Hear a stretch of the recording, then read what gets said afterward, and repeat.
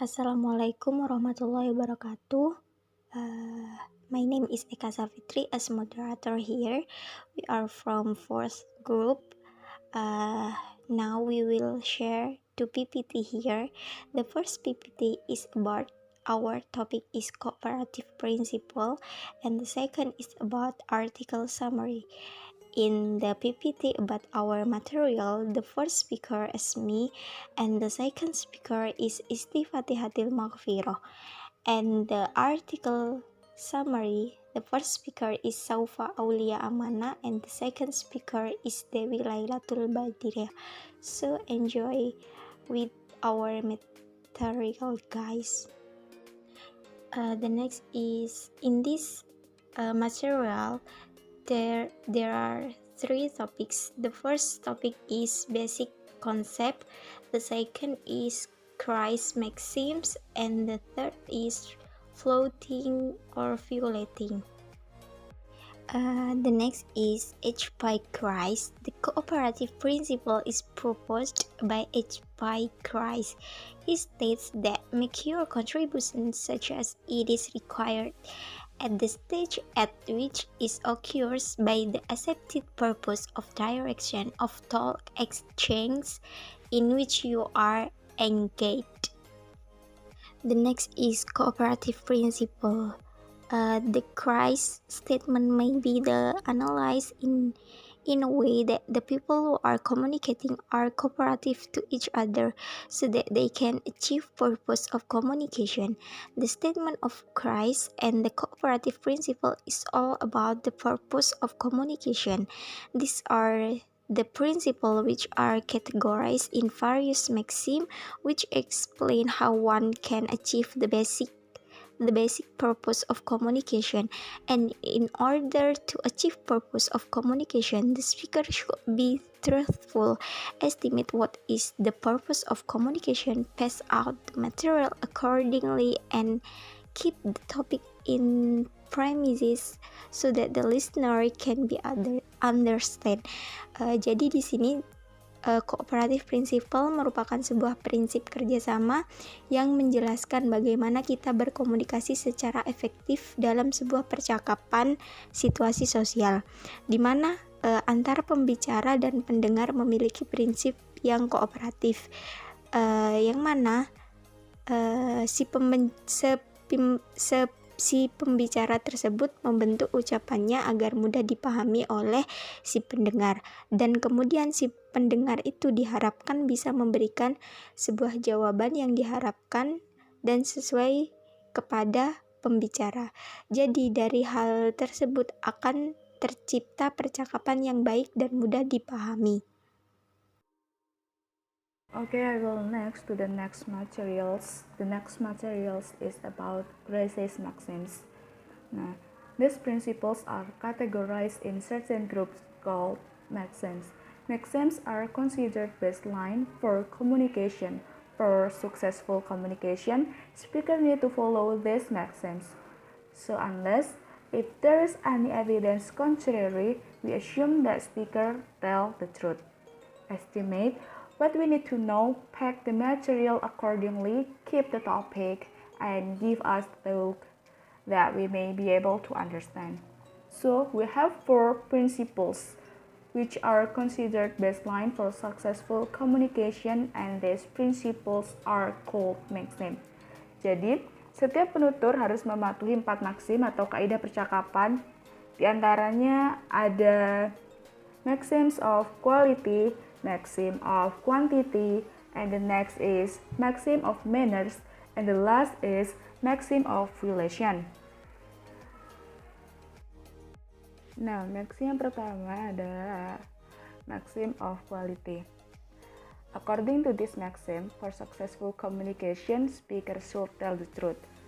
Don't say those things what speaker believe to be false, and also avoid forward she or he lack evidence.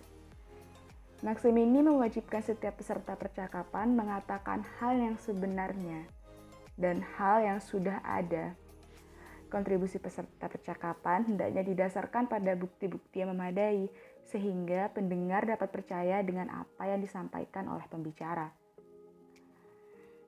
Kita lihat contoh di sini. Contoh yang pertama adalah ketika teman Anda bertanya kepada Anda, "How old are you?"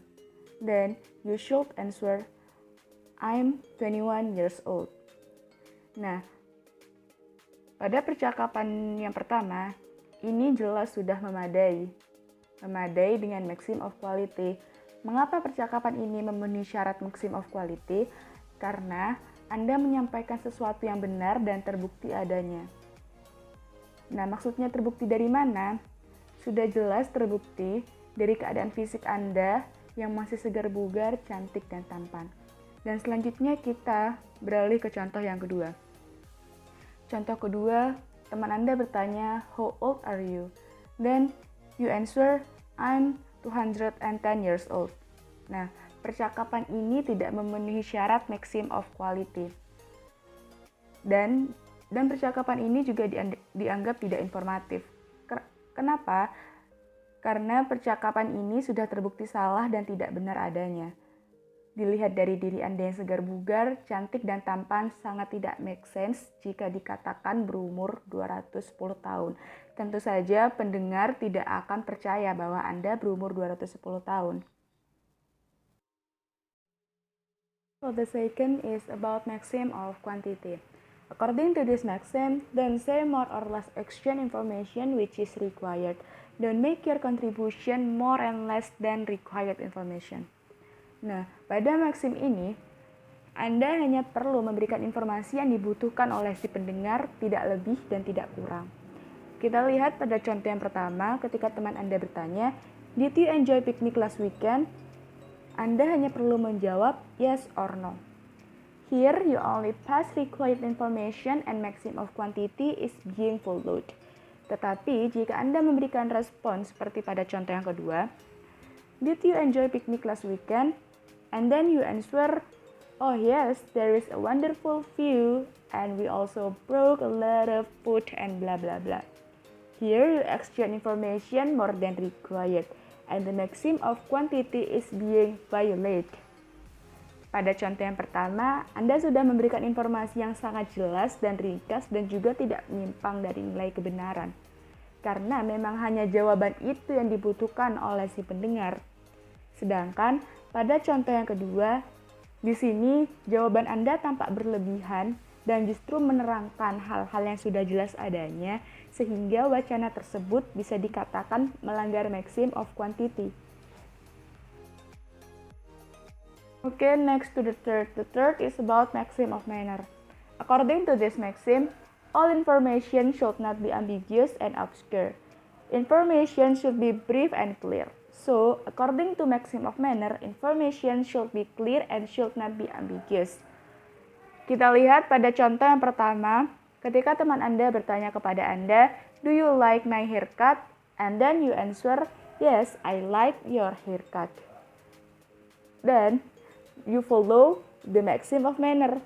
But, jika Anda merespon seperti pada contoh yang kedua, "Do you like my haircut?" And then you answer, "That haircut is interesting and make people look good."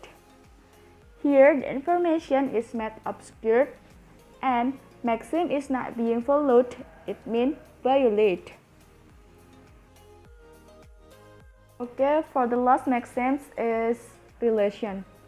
This maxims is about relevant information regarding to the topic. It means that one should relevant to the topic in communication.